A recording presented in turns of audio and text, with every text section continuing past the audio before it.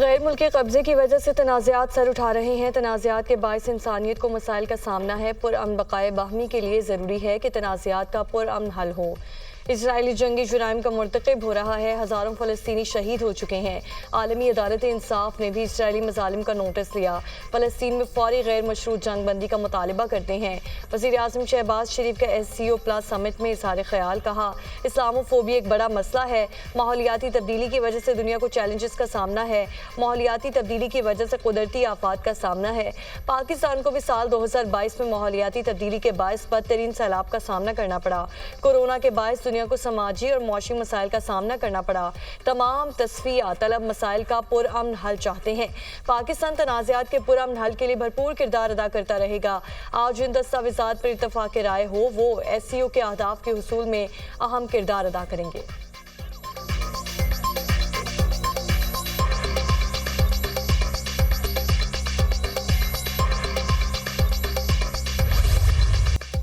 अफगान हुकूमत अपनी सरजमीन दहशत गर्दी के लिए इस्तेमाल ना होने दे। रियासती दहशत गर्दी की शदीद मजम्मत की जाए। अफगानिस्तान में पायदार अमन हमारा मुश्तरका हदफ है।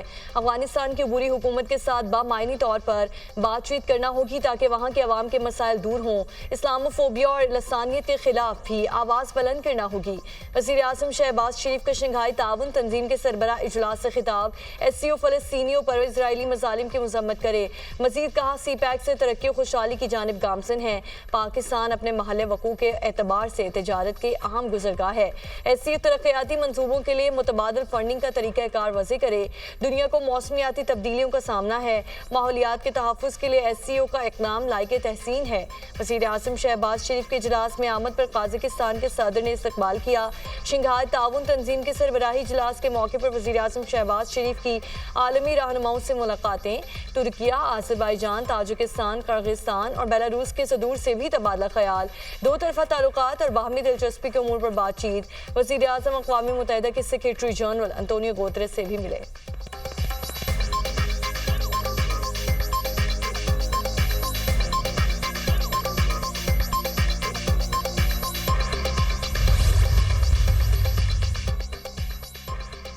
सुप्रीम कोर्ट ने इलेक्शन ट्राइब्यूनल्स के क़याम के नोटिफिकेशन मुअत्तल कर दिए। इलेक्शन ट्राइब्यूनल्स की तश्कील के फैसले के खिलाफ इलेक्शन कमीशन की अपील पर समाअत। आइंदा समाअत तक लाहौर हाई कोर्ट का फैसला और इलेक्शन कमीशन के जारी करदा नोटिफिकेशन भी मुअत्तल। सुप्रीम कोर्ट ने मामला chief justice Lahore high court और इलेक्शन कमीशन की मुशावरत पर छोड़ दिया। दरख्वास्त सुप्रीम कोर्ट में ज़ेरे इल्तवा रहेगी। अटॉर्नी जनरल ने बताया chief justice Lahore high court की तैनाती का मामला पार्लिमानी कमेटी के सामने है। पार्लिमानी कमेटी की मंजूरी के बाद इलेक्शन कमीशन और chief justice Lahore high court की मुलाकात मुमकिन है। हुक्मनामे का मतन chief justice Lahore high court ने सिंगल बेंच के फैसले की रोशनी में पंजाब में इंतखाबी उज़रदारियों की समाअत के लिए 8 इलेक्शन ट्राइब्यूनल्स कायम किए थे।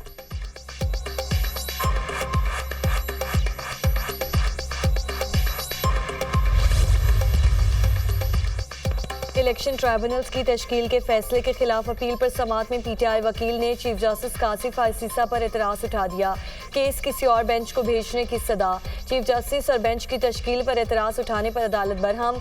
बेंच मैंने नहीं, कमेटी ने तश्कील दिया। बहुत हो गया, मामला पाकिस्तान बार काउंसिल को भेजेंगे। चीफ जस्टिस पाकिस्तान के रिमार्क्स। कहा बेंच पर एतराज़ उठाकर हेडलाइंस बनवाना चाहते हैं। अदालत को स्कैनलाइज करने वाले वकील का लाइसेंस मुअत्तल करेंगे। ऐसा नहीं हो सकता। जो मुँह में आए कह दें। बस आप लोग केस खराब करना चाहते हैं। जस्टिस जमाल खान मंदुखेल बोले आप जजेस में से खुद चूज नहीं कर सकते। पहले अच्छे और बुरे तालिबान की बात होती थी, अब क्या जजेस भी अच्छे और बुरे होंगे?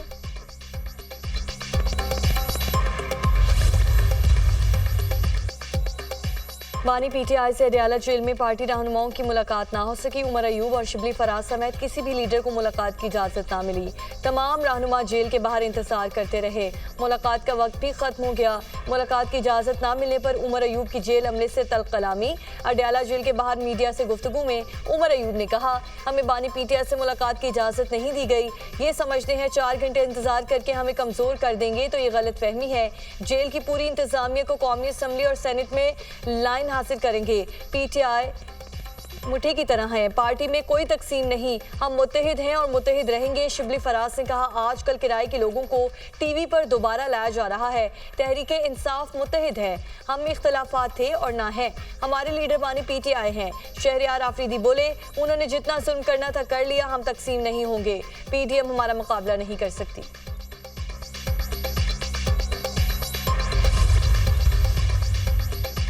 इस्लामाबाद की जिले इंतजामिया ने PTI को 6 जुलाई को जलसे की इजाज़त दे दी। इस्लामाबाद हाई कोर्ट ने NOC जारी होने पर आमिर मसूद मुगल की दरख्वास्त निपटा दी। स्टेट काउंसिल ने डिप्टी कमिश्नर की तरफ से NOC जारी करने से मुतालिक अदालत को आगाह कर दिया।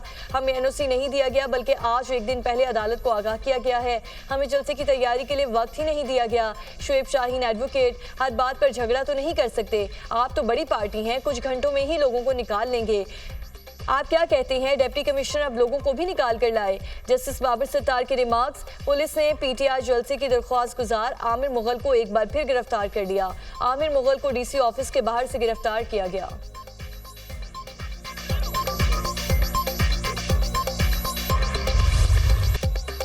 स्वाद जैसे वाकयात की रोकथाम जरूरी है, किसी को कानून हाथ में लेने की इजाजत नहीं दी जा सकती। मुहर्रमुल हराम में अमन अमान के लिए मुकम्मल तौर पर पुरअज़्म है।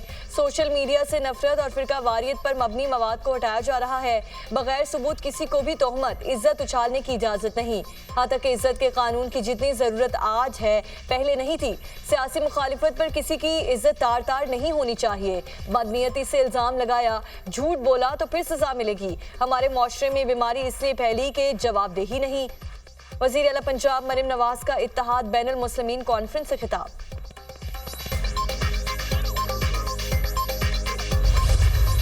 खैर, पाकिस्तान की किस्मत बदलेगा। थरकोल पर 1993 में काम शुरू होता तो पाकिस्तान तवानाई में खुद कफील होता, मुल्क की इंडस्ट्री बेहतर होती। हमने सिंध में तरक्की दी, इसीलिए अवाम ने हमें वोट दिया। सैलाब से मुतासर इलाकों में सड़कों को तेजी से बहाल किया। कुछ लोग बार बार कहते हैं सिंध हुकूमत ने क्या किया है। माइनिंग का काम सिर्फ सिंध में हो रहा है, सूबे में सड़कों का जाल बिछा दिया। वज़ीर आला मुराद अली शाह की VN सिंध प्रोग्राम की तकरीब रुनुमाई पर ब्रीफिंग।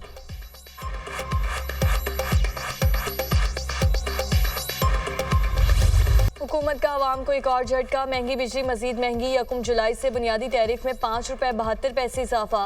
वफाकी काबीना ने बिजली के बुनियादी टैरिफ में इजाफे की मंजूरी दे दी। नेपरा ने बिजली का औसत बुनियादी टैरिफ 29 रुपए 78 पैसे से बढ़ाकर 35 रुपए 50 पैसे फी यूनिट मंजूर किया था। नेपरा ने बिजली के टैरिफ में इजाफे का इत्तलाक 1 जुलाई 2024 से करने का फैसला दिया। वफाकी काबीना का फैसला यकसा टैरिफ के लिए नेपरा को भिजवाया जाएगा। नेपरा की तौसी के बाद वफाकी हुकूमत बिजली के बुनियादी टैरिफ में इजाफे का नोटिफिकेशन जारी करेगी। बिजली महंगी होने पर आवाम का पारा हाय, हुकूमत ने जीना मुश्किल कर दिया। एक वक्त की रोटी का हुसूल भी मुश्किल हो गया। भारी बिल कैसे दें, शहरियों की दुहाई।